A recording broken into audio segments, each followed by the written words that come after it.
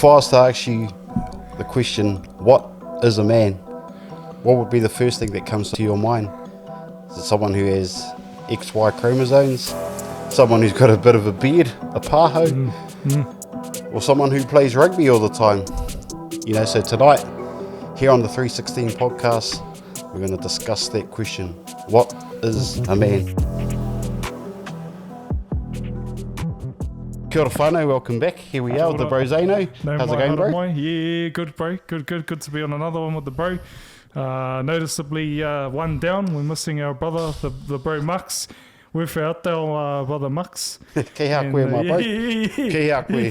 Kei hā koe, bro. Apparently he's somewhere in the north in Whakatane or something like that. So ngā mihi, brother, if you're listening in on the potty.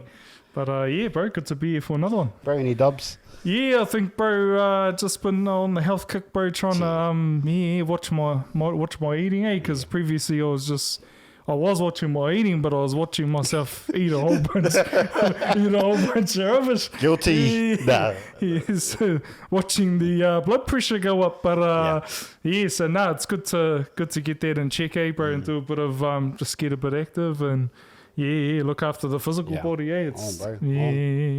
Yeah. I guess just with us, you know, we're on a bit of a journey, and you know, we got a few dubs this week. We chucked our house on the market, and you know, got that sold for a reasonable price, and then put an offer on another one, and that got all accepted. So, bro, we're just in the middle of getting all that sorted.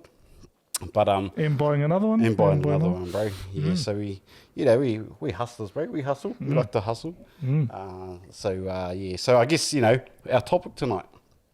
I mean, you know, there's a big question out there, and there has been a big question out there lately, and particularly towards our ex-Prime Minister, Chris Hipkins. There's a big question asked him. Dipkins.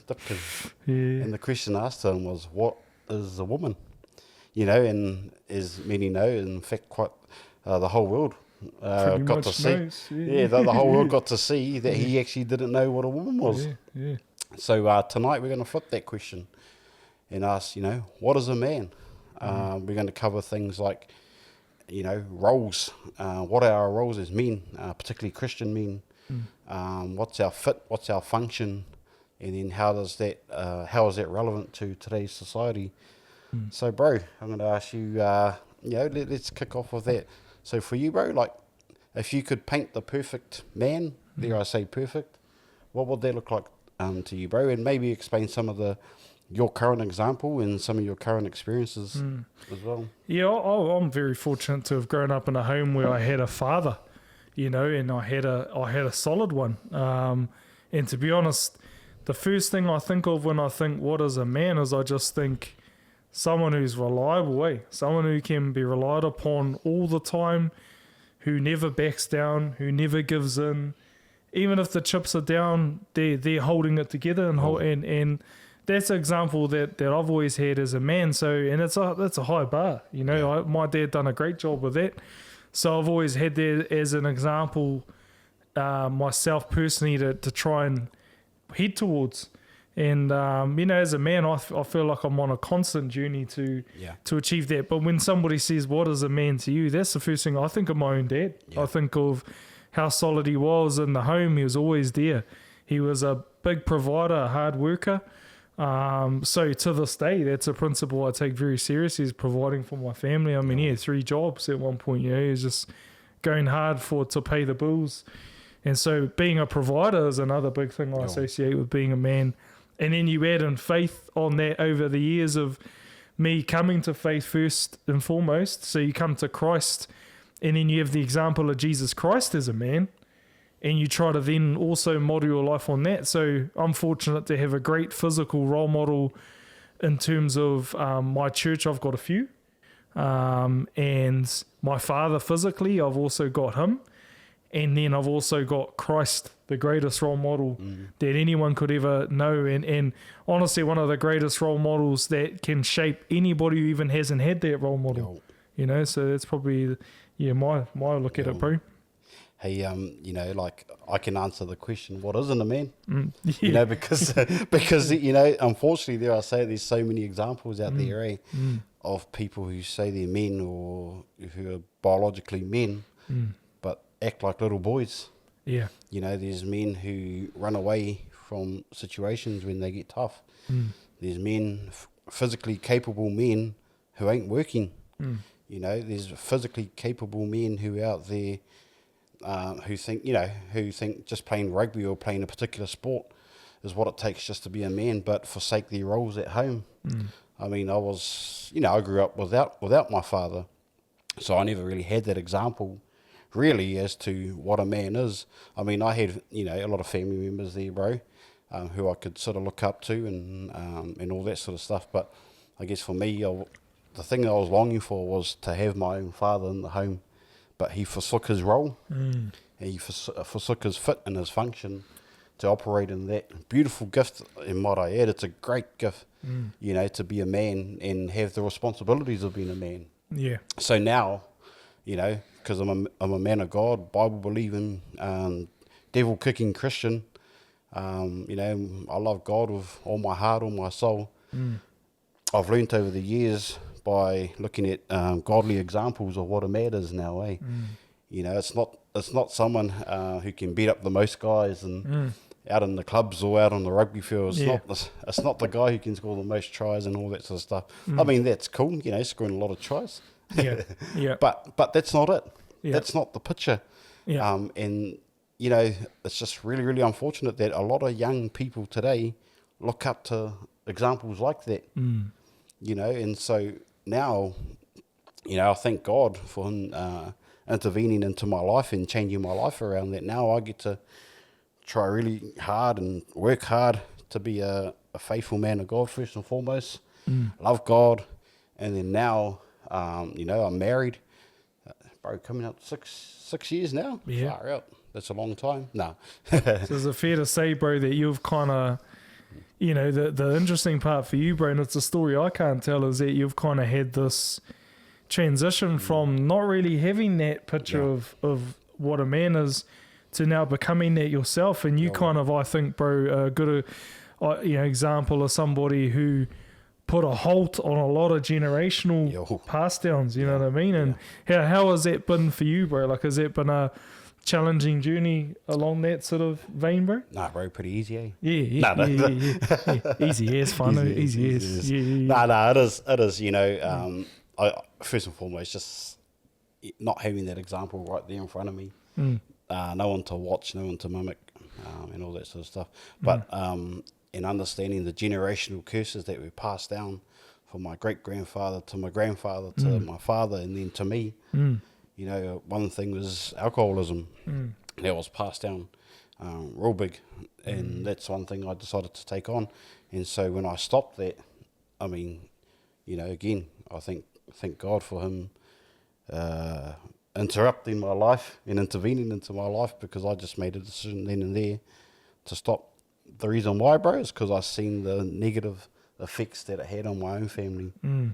My dad died because he was drunk on his motorbike. And so these were big wake-up calls. I done stupid things when I was on it. So that, and I guess in a way, bro, it was easy because I thought all that stuff. And I knew one day I'm going to have a family. Yeah. And that motivated me to nah, man, I'm getting rid of this junk so my son doesn't have to go through it. See, it's funny because I was always on the other side of the fence of that picture of kind of a lot of people, and particularly when you're growing up in those teenage years too, as some of your mates are starting to go partying and drinking and all that, people you go to school with and all that, and you spend a lot of time with them, and the reality is, that's where you kind of get the first introduction probably to that, drinking and partying and all that kind of stuff is probably high school, where it starts to, some people earlier, unfortunately, but it's like, the reality is when that comes on, I was always on the other side of the fence. So when a lot of my friends were doing that, I made a conscious decision not to, because not only my father's example, he stopped drinking. He went to church, he found faith, but then he was true about it. So he set a really good example. But I also saw a lot of my whānau who were on the other side of the fence. And quite honestly, it put me off. Because what they thought was cool and what they thought was all G and fun and all that, I never saw it that way. Because I honestly just looked at the results and I thought, I don't want to bar that. I don't want to be doing that. And at times, peer pressure, you know, when you're a young person especially, peer pressure is a really powerful thing because it can really try and sway you to do something, you know, and make you feel like you got to fit in. And I was just fortunate, bro, at that time because my dad was he was my hero, still is, but he was a good example that I was able to sort of go, you know, nah, I don't want to do any of that. I don't want to end up down that road. And he had always kind of taught me, once I sort of got into those teenage years, and I even had a period where I rebelled in those teenage years where I sort of was still trying to figure out who I was. What were you doing, bro? Like throwing, like stealing apples off trees? Yeah, stealing apples off trees, bro, off the neighbours. But yeah, no, for me it was just my journey to Christ was a bit later on in my teenage years, but I was still playing up at school. I mean, my parents were coming to my school and you know, to meet the principal because I was getting suspended. You know, like that happened for fighting. That happened for a number of things, all throughout my younger years, right up to I was probably about 13. I think in around 13, 14 is where I literally gave my heart to the Lord, made a change. But I hadn't done drinking and drugs. That was the thing. If I had to keep going in that line, I probably would have. Yeah. But at that point, I sort of made a call, and drinking was never a big lure because once I made that call, I started to see things different. And that's always how it is, bro? When you come to Christ, what you used to think was okay now becomes you just don't feel okay about doing that anymore, and you look at it different. You know, is that the same for you, bro? Would you say when you came for Christ, what was that like, bro? Yeah, you get a bit of a different outlook on life, eh? Yeah, you know, you realise that there's more to life than what you're just doing. I was 18 when I gave my heart to Christ, and prior to that, I didn't know anything else. Sorry, I knew everything else but Christ. You know, I was out doing the party thing. I was out, you know, in the streets getting up to no good and smoking the deck and all that sort of stuff, you know, and getting into no good. But then you soon realise, you know, and I mean, I think a lot of people have there's that light bulb moment, you know, that it's unfortunate that some people get that later on in life because it meant that they've gone through so much more pain than what they should have. I was quite lucky, I think, making that decision when I was 18. Had I continued what I was doing, probably would have been behind bars. You know, probably would have got caught doing some of the stupid stuff we were doing. That wasn't in Rotorua, by the way. Nah. But yeah, bro, I just want to like sort of move us on to the next part of this. And, you know, there's a big statement, bro, and out there, and I guess for us to try and paint a bit of context is, you know, I really, my personal heart of hearts is to try and get this episode here, bro, to a lot of young men, young fathers. Dare I say it, under the age of 35, 36, you know, who are going through a lot, but then they often bring up the statement, and I want you to debunk it if you can for us, bro, is if I walk into the church, the building will collapse. What do you got to say to that, bro? Yeah, well, many people worse than yourselves have walked into the church and it's still intact. And in fact, the church is the best place for people who feel like that to be. Why? Because no matter what you've done, no matter how bad you think you are, there's always been someone bad who's walked through those church doors. And I'll tell you what, and they've ended out better people for it. And, you know, if you give God a try, you might be surprised just how different your life could be. But then there's this, you know, there's this unrealistic expectation. And maybe the church is at fault for it too, that I must be perfect before I go to church. Yeah, it's totally wrong too, because at the end of the day, even Jesus himself and his ministry, guess where he went? Went to the worst places. He went to the worst type of people in that era, who even the religious folk of that era and the church folk of that era didn't like the fact that he went to those people. You know, so the fact is, the gospel was for the hood, you know, if you think of it that way. And so the reality is the Jesus that I certainly know doesn't, no matter how dark it is, the light only shines brighter when it's darkest, right? You know, it seems the brightest. And so I think Christ is for everybody, especially if you're in the darkest places of your life. Don't think that you're coming to church because you just need a crutch. And well, maybe you're coming to church because you feel like you need a crutch. Yeah. I'll tell you what, Jesus is the cup that won't run dry though. You know, you come there for a drink instead of going to the pub for a drink. I'll tell you now, you won't thirst no more. Jesus is once quoted as saying, hey, you know, so come, you know, give it a go is my encouragement. And yeah, you don't have to be perfect to walk through. There's a whole bunch of people. If you're looking for perfection, in church, you're looking in the wrong place. Yeah. Anywhere where you've got a lot of people, you've got a lot of imperfection. Yeah. There are some people who come to church expecting everybody else to be perfect. And the reality is it's a whole bunch of imperfect people on a journey towards perfecting themselves, but still on their journey really for the rest of their lives. So, you know, if you're mature enough to acknowledge that, hey, I'm not perfect. The bro next to me, he's not perfect. The bro next to me might even, except the Mux, he's actually perfect. Yeah, and he said he'll never leave or forsake me. But, yeah, the reality is if you're expecting that, you're already placing too high a bar, because any time you put any amount of people in a single room and you expect them to be perfect, well-mannered, all different personalities, it's just never going to be that, you know? So, but Christ understands that, thankfully. That's why there's a thing called the grace of God. And Christ was actually really a gift and grace, what he did for us when he died on the cross for our sins. We didn't deserve it, because the Lord knows I wouldn't be worthy of it, you know, really, if it wasn't a gift where I didn't have to be worthy of it. So it's so if that, bro, you know, hopefully that kind of answers some questions. You also touched on Christ was in the hood. Yeah. You know, and one hood I do want to talk about, bro, is fatherhood. Yeah, not whakarewa. Not whakarewa. Carl, not for Aroa mai whakarewa whānau. It's fatherhood. Yeah. You know, like we're young men, bro, probably under the age of 40. And, you know, we've got kids of our own now, got our own family. And as a Christian man, bro, like what's that like for you? What's, you know, has it been easy? Has it been tough? But how important is that for you now?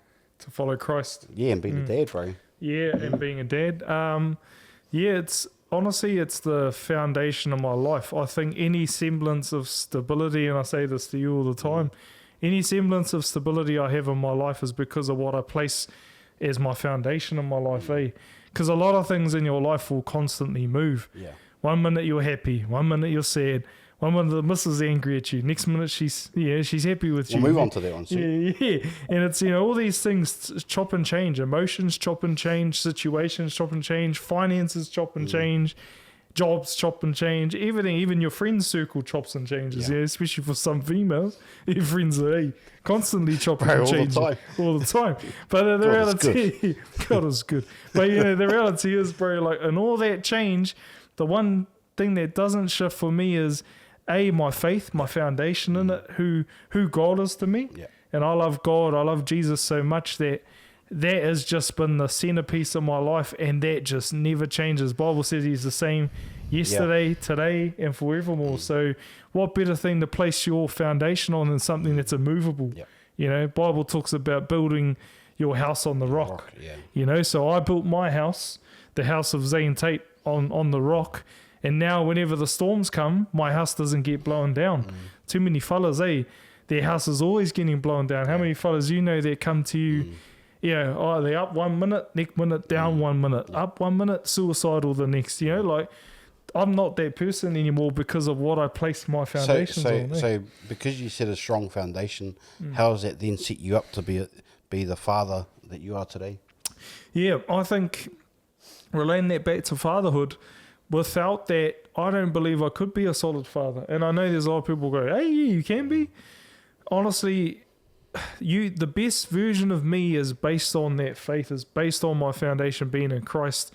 You don't want to know the other versions of me that could have been, you know. So the reality is, because that best version of me is there, then therefore the best version of fathering is there. And then not only that, but the people I model myself off, even tangibly in visible real life where you see people and they're there, the reality is those people are all people of faith, and they operate on godly principles, which are good, wholesome family values. Yeah. So when you look at those people and you model yourself off those people, and you model yourself off Christ, who he was as a person in the Bible, the reality is you become a better person. That means you become a better father. So how many kids you got, bro? 3 kids. Yeah, Has it been easy? Kids. Absolutely not. Yeah. Not easy. What's some of the at all challenges times, you've had, bro? Like, you know, obviously you're juggling work and you're juggling your family. What's some of the things that have stuck out to you? I think some of the biggest thing, I mean, the general worries about your kids' future, wanting them to do well. I mean, it's one concern I think every father carries who loves their kids, the protection of them, you know, the well-being of them, you know, in terms of the provision for them, having a roof over their head, paying the bills. That's always been a big deal to me, bro, because my parents really worked hard to do that for me. So I value that, you know, working hard for my wife and kids and giving them a good life, bro, and even a better life than I got, you know. So that should be any person who loves God. Really, God loves family. He loves children especially, you know what I mean? So He's got some pretty full-on stuff to say, hey, bro, if people miss the children. Yeah, exactly. And it's and suffer not the children, you know, Jesus has once said. So children have a very a very special place in heaven. And so the reality is, even on earth here, they're a gift. So when I look at life through the lens of how Christ looked at it, how God looked at it, that's the purest way to look at it, because it's so unfettered, unfiltered, unadulterated. It's not mixed with by one news or mixed with by every social media influencer. It's actually a pure view on how life should be. So when you put your life up to that straight stick, you know, to that Poe, you measure yourself against that, then you start to realize whether or not some pieces of your life are broken. Bro, I buzz out on how much it softens. You know, softens, I say, like, when my son was born, bro, I was just like, holy moly, you know. And it's not like I'll be missing out on life, but it's just having the new perspective on having a life in your hands, you know, and that you're like, far out. I've got so much responsibility now as a man, but now as a father, to take care of this precious thing, you know, and it's a big responsibility. Yeah, that's right. And I think for me, it motivates me, as the bro said, to want to do well, to want to be financially stable, to want to have a roof over my kid's head, and to work hard. But more so, like, the biggest thing for me is for my kids, I've got 2 now, for them to see their dad as someone who loves God with all of his heart, all of his mind, and all of his soul. You know, that's the biggest thing I want. I mean, don't get me wrong, I want them to see me succeed and do well in every area of life. That's good, and we should all strive for that. But if none of that happens, I want them to see that, and I want them to know that their dad, you know, loved God. You know, he served God. He spoke about God in different platforms or different, you know, environments. He preached about God. And that's another thing too, bro, is that as a Christian man, you know, you can quickly be seen as a hypocrite in your home if you're not living what you're talking. You know what I mean? Like, your kids will look at you, and I've seen many kids who have grown into atheists, bro, because they've grown up with parents who talk gospel but don't live it. They talk Jesus and they talk Bible but don't actually. There's almost a generation full of them today, Absolute generation of them, bro. And those are what you would call the Gnostics, and basically you know, those who don't believe in God at all. You know, is that people have, so a lot of the time it's been experiences where people have just been hypocritical, or they put them off God because they haven't exampled God. You know, because the first God that your kids are going to see is going to be through you. It's not often going to be directly through the mist coming out of the air. It's actually going to be through your example that you live at home. And if they don't see that, guess what? You're setting your kids up for failure, because you're setting them up for a life without Jesus Christ, which will be the greatest key of their lives. The biggest thing in their lives that'll matter. It's not if little Johnny plays sports for the All Blacks. It's not if Martha becomes a mathematician or a surgeon. It's none of that. It's actually if they know Christ or not. Because one day when we get to the pearly gates after this, the question will be, did you know him? Do you know him? Do you know him? And there's only one or two places you can go at that point, as we know, comes. Yeah, when we're not sitting here talking as like we've got it all together. No way, no way. We've still got years to learn how to be a father, and and we talk about seasons.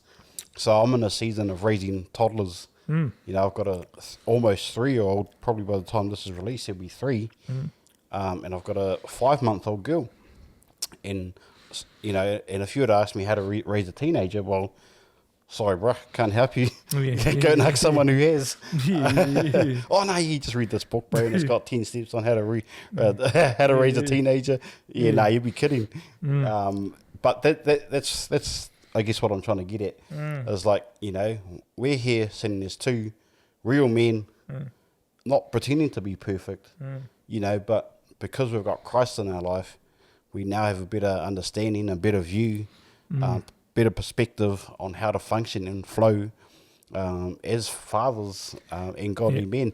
But the biggest thing is, and the bro touched on it earlier, is having godly examples in front of us. Now, again, I didn't have my father, but I had other godly men in front of me who, some of them actually are related to some of their stories. Some of them had a similar upbringing to me. So I was like, oh, yeah, sweet. Now they're fathers, and I watched how they parented their kids. Some of them are husbands, and because we're going to move into that one soon, bro. We're going to move into the husband stuff. The real stuff, nah. But some of them are husbands and been married for so long. So if I want marriage advice, then I'm probably going to go to someone who's been married a lot longer than I have. Would I go to someone who's not married? Probably not, because they haven't been through what I've been through. They're not going through what I'm going through. So that's why it's so important. But on to the next one, bro, of being a man. Yeah. Being a husband. Being a husband, bro. Yeah. What's that like, bro? What's it like being a husband? Well, I think good, bro. I think that's the best thing ever. I mean, particularly, it's funny because I was talking to a bro about this very thing, and I won't say who, but long story short, talking to the bro, he was having some sort of struggles, and he sort of said, bro, this is getting a bit hoo-ha for me, and I said, oh, bro, like, you got to have that stability at home is key, bro. Like, I'm just fortunate that I found a woman who believes the same that I do, in terms of I found a woman who was in the same church as me, So already we're aligned principally, whereas these days, bro, people's relationships are first and foremost just based off lust and looks. Yeah. And so, before you can even get to marriage, let's dial it back to right there. Yeah. If you're starting your relationship on that, and unfortunately today's age, if it looks good, it must be good type mentality, doesn't end well. You know what I mean? During your young years, you might think that's fun, but you're going to get to your middle age years and realize that you were stupid, and that you're still having the same childish problems that you always had in your relationships. Why? Because you're still got the same childish mentalities, in terms of, if I take it back to a biblical perspective, you're supposed to have one person, and that's supposed to be one person for the rest of your life, really. Yeah. You're supposed to be married, and don't give me that, Zane, the Old Testament says this and that, and David had 5 wives. David had 5 wives and all that. No. So the reality is, under New Covenant, it's different. So having one man, one woman that you stick with for the rest of your life, who is your soulmate that you marry, because marry, we have a saying, bro, over the years, and there was that we talk about, and many others do, about, if you love her, marry her. So in other words, make a commitment to one another. If you can't make that commitment to one another, you're not even interested in that commitment, you're already in the wrong move. So it's kind of like, but yeah, anyway, the bros, I dialed it back right to that, having a conversation with a bro, and just about, stop playing games, bro, playing these dumb games that everybody plays, like they're all players these days, you know what I mean? Like, dare I say, old school word, they're all players, so it's in an age of social media where everything that looks good must be good. It's actually not. If anything, if looks could kill, they absolutely would. So reality is, forget all that stuff. My encouragement is, before you get to marriage, is find the right person, and I encourage you, find a good Christian spouse. Yeah. Find someone who believes in Jesus. Because I'll tell you now, you've already got a great foundation to start with. And so me and my wife start on that. And to this day, we live on that. Like that foundation is what we go back to. When things get rocky, when things get hard, we fall back on that foundation. You know, when things are trialing, when circumstances caving in around you, we fall back on that foundation. So if you got that foundation, again, it's the stability, You know, so marriage for me, the first thing is Christ. Like, you know, you both have Christ at the center of it. That way, when you're both being stupid, Christ keeps you together. Yeah. You know what I mean? And then on top of that, then you just got a solid place to start and build a beautiful family from it. And so me and my wife, we got 3 beautiful kids, and we've just built this, I think, beautiful life. And sometimes I remind myself just how great it is, especially when I hear the bro, you know, or I hear someone saying to me, oh, bro, you know, this has happened. Honestly, all it does is make me really appreciate what God has done in my life, you know, in my marriage with my kids, and keeps it all together, bro, you know, protects it. And, not perfect. Nah. Marriage isn't perfect, but it's at the same time, man, we've had our ups and downs, but it's like at the same time, bro, like all in all, net gain, bro. Like, cool. Yeah. Bro, you mentioned, you know, there's moments where you know, a married couple or any couple, you know, they get stupid. You know, they have little raru-rarus at home and little arguments, and you know, oh, I'm gonna leave, and I'm gonna pack your bags. Yeah, whatever. Nah. I haven't heard that Gonna before. go to Kokoda. Hey, I'm off to play golf.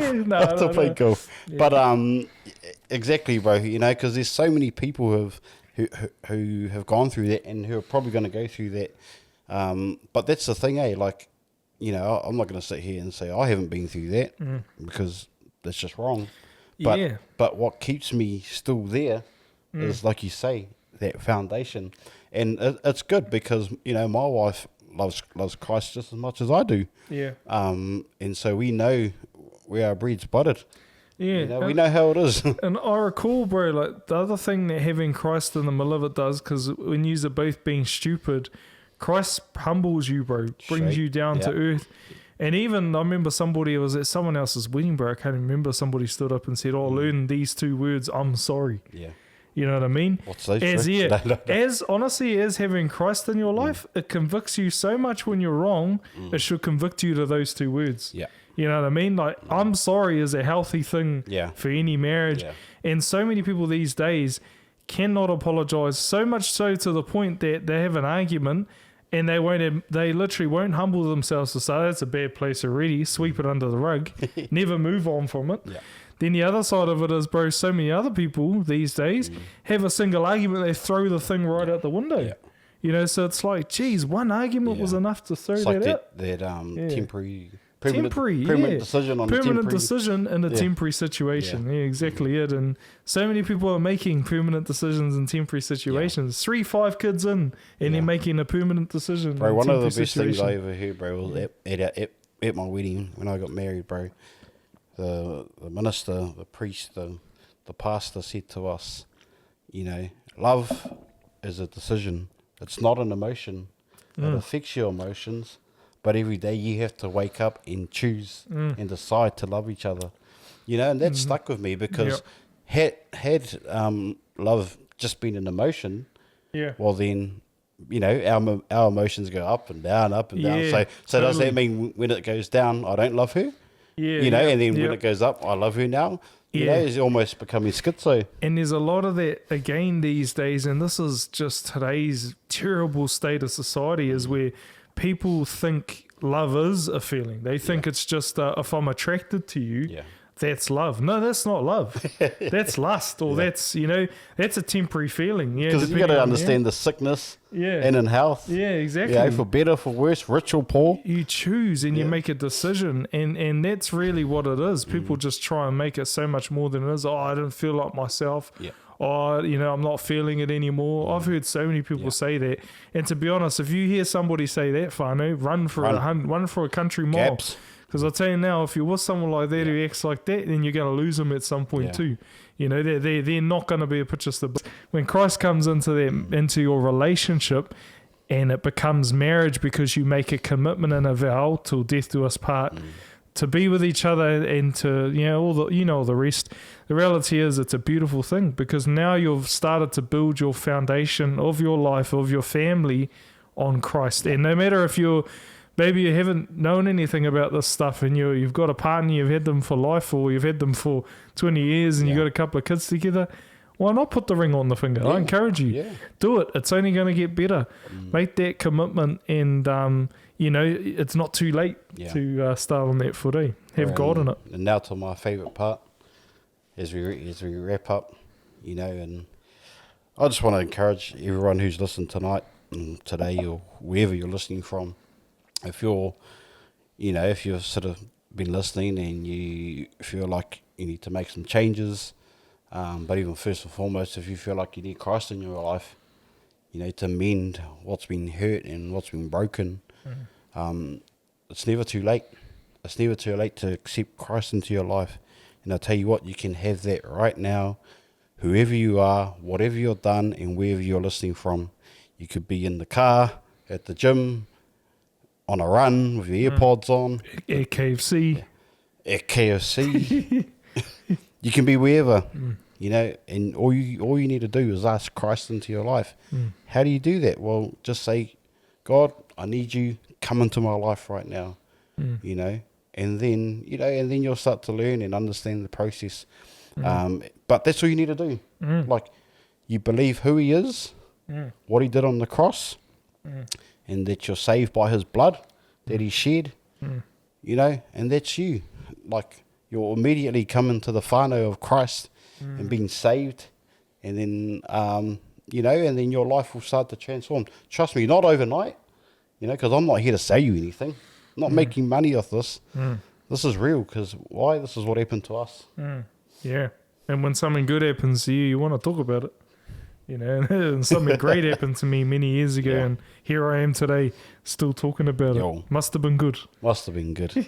But anyway, whānau, hey, look, again, thanks for listening. We're going to wrap it up from here, and see you on the next one.